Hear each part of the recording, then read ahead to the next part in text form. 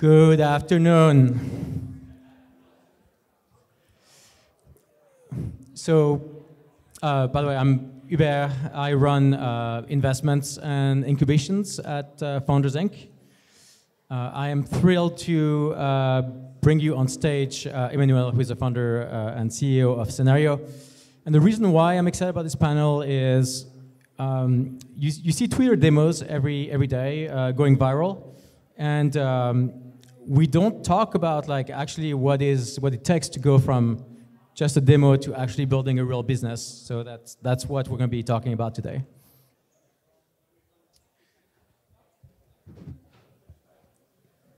All right. First question, Emmanuel. Who are you? Hey everyone. So I'm Emmanuel.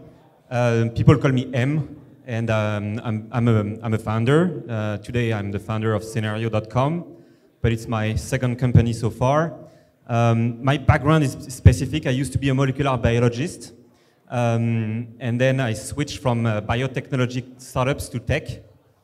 And I sold the company. I moved to SF 7 years ago. I loved it. I stayed. And I started Scenario about a year and a half ago. Cool. So could you talk about the original story of Scenario? Because you might not know about this, but Scenario was actually a pivot. And so can you talk a bit about the company in the first form?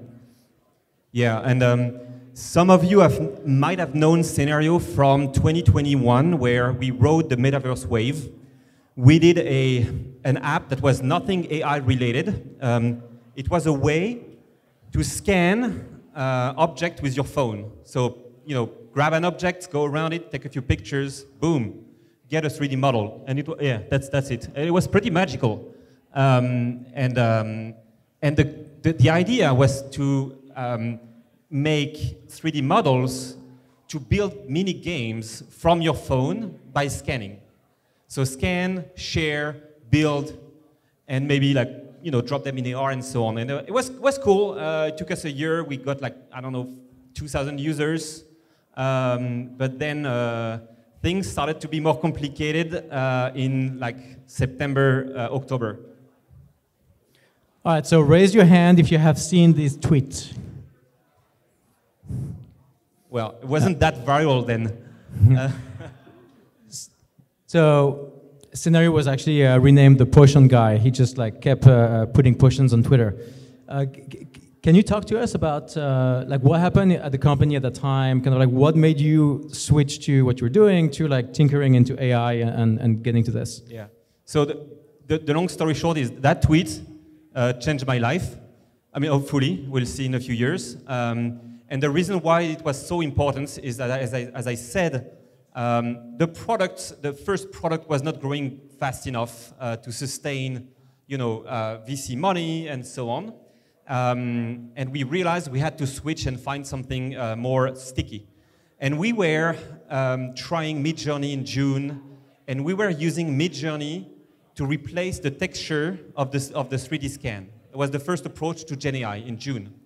And then in August, Stable Diffusion came out, together with Dreamboost, which some of you might know. It's a package to fine-tune Stable Diffusion.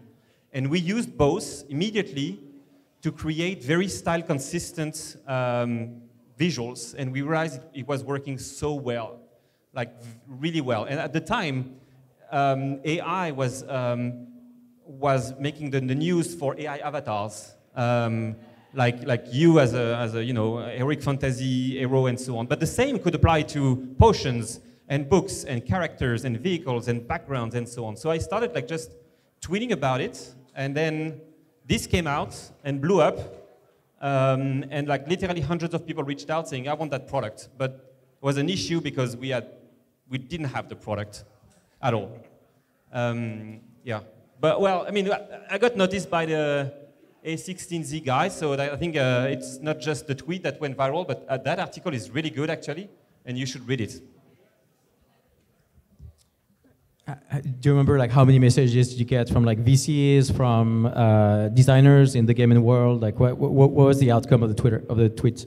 So I mean game artists, game creators, game professionals, about like a few hundreds, maybe like 150, 200 plus people reached out via different ways. And VCs reached out, but it was kind of specific because we were considering a pre-seed extension back in November. And a pre-seed extension, guys, for those who are startups, it's usually not a great sign. It's like, well, you know, the pre-seed wasn't that good. We need some more money. Some people call it a bridge. It's never great. And that pre-seed was transformed to a full-on seed round in 2 weeks. Can you talk about how did you run the process? 2 weeks. And so how did you go about it? How do what? How did you go about it? Well, it went well. No, it wasn't my first time raising money. I think it was like 6th or 7th time. And I never had any fundraise that went so fast. And I'm so lucky. I think we were on the market at the right time, with the right terms, with the right product. I got you, of course, Hubert, the Founders Inc. people invested. A few top-tier angels, founder of Twitch, founder of Oculus, people from Riot, from Blizzard. And then Play Venture came in with a nice proposal to complete the seed round. And that's how it went from like angel tickets to like real game VCs that invested. And so, yeah, we're already far from the like humble tweet at that day. Did you get any pushback from VCs? Like, when you went into these conversations, like, what did you hear? Yeah, it's not. I mean, it sounds like it was obvious, but for many people, including us, it wasn't that obvious what the product will look like in the next, year. And people criticize AI product these days for the lack of defensibility. There's a lot of confusion on the market. Like, it's huge, between like models and applications, and then verticals, gaming, design, videos. It's a matrix. It's very, very complex. So some of the VCs were and are still confused about it. And I should say founders should pay attention to that potential confusion.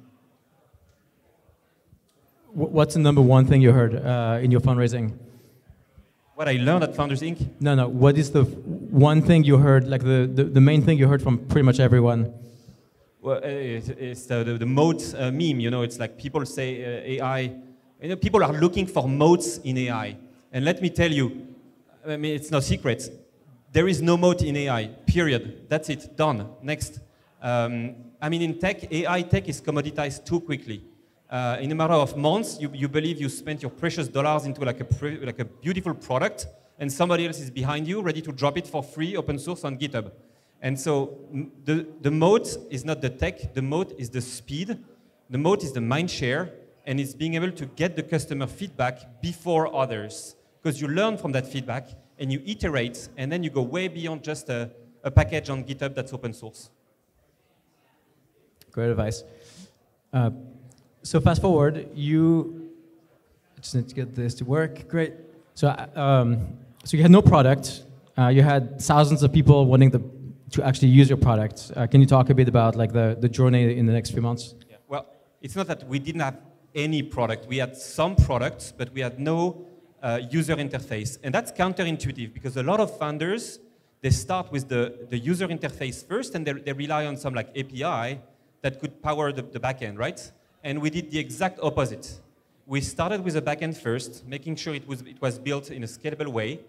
And then everything that was happening on Twitter came from the backend, but we had no user interface. And actually, the first user interface we had was a mobile app. And as a game designer, you're not using any mobile app. But we had this former mobile app that we reused. And then we made that web app, which sounds awful to me right now. I'm ashamed.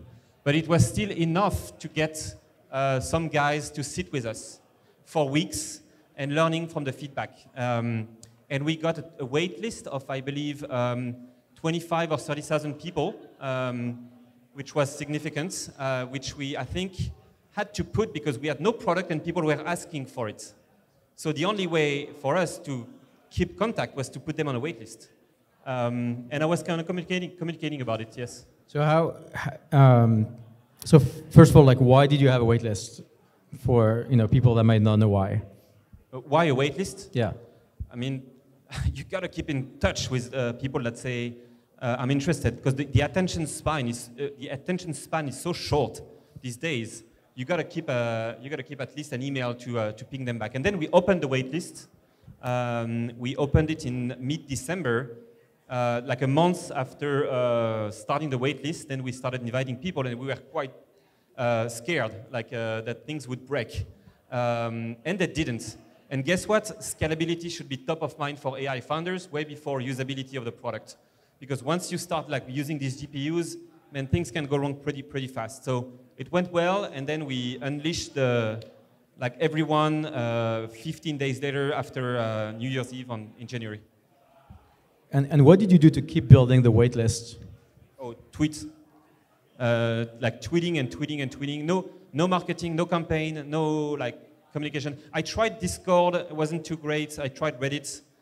I got a few posts that were good, but mostly Twitter. So basically, fake it till you make it?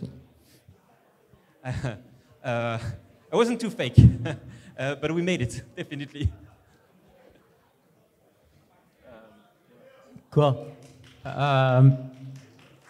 Almost done, almost done. Can you talk about the kind of like the vision for scenario, and then we're going to take a couple of questions from the audience. Yeah, feel free to prepare some juicy questions if you'd like. This is the vision we have for the company so far. And listen, that's very interesting because everybody's seeing all these demos on Twitter non-stop, every day. It's dropping and dropping like bombs, and we're all amazed. But there are two challenges I see. The first one is scaling from just a demo to a real product is very complex. It's not obvious. And I think we've done it for, we've approached the market with one angle, which is style consistent, custom trained model to make,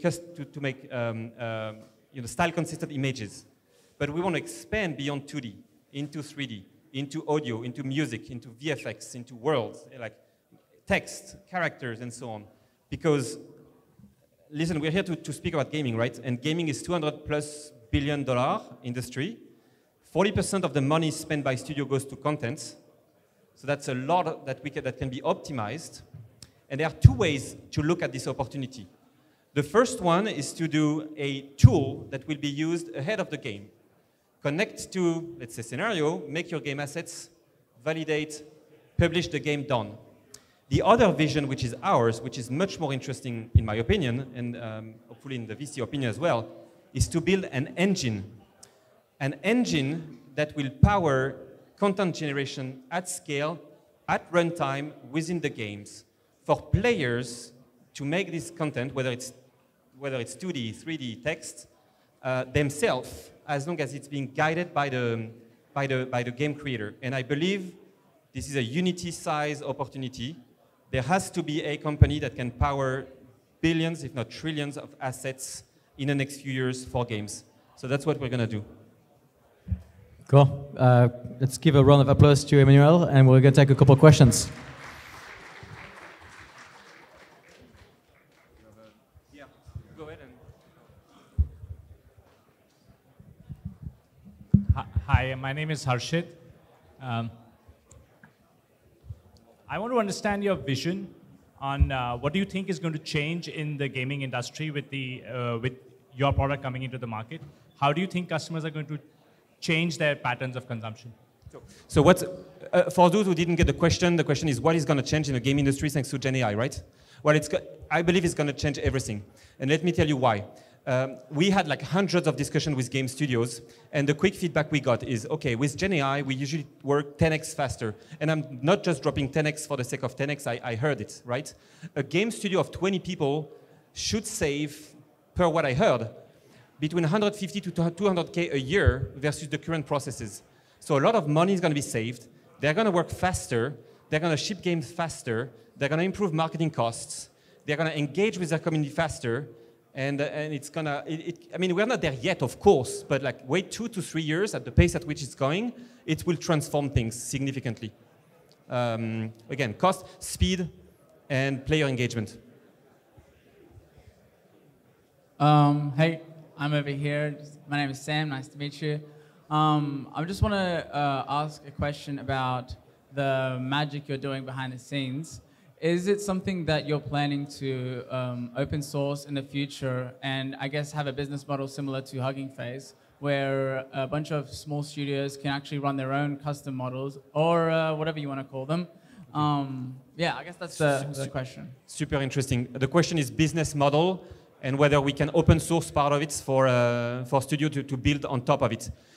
It's pretty early to tell, but the current business model is to open the magic behind the scenes, the cloud-based processing, to open it via API first. So the first step will be for people to develop their own interface on top of the engine. And the interface might be a a plugin for Unity and others. It might be a game. It might be an app. It might be something else. That's much more interesting than a subscription to the web app, like API-based. And then open sourcing, we will likely open source the mobile apps. We likely open source plugins. I'm not sure when and how we can open source the training mechanisms and so on. It's not out of question.